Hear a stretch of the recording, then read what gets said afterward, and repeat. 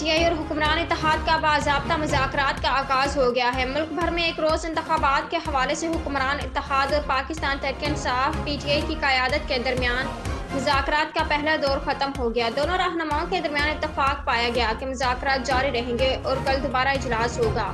हुक्मरान इत्तेहाद में मुस्लिम लीग नून की तरफ से वज़ीर ख़ज़ाना इसहाक़ डार, वज़ीर कानून आज़िम नज़ीर तारड़, वज़ीर रेलवे साद रफ़ीक और वफाकी वज़ीर अयाज सादिक, जबकि पाकिस्तान पीपल्स पार्टी की जानिब से यूसुफ रज़ा गिलानी, सैयद नवीद कमर MQM की जानिब से किशोर ज़हरा, मोहम्मद अबू बकर मुज़ाकराती अमल में शामिल हुए।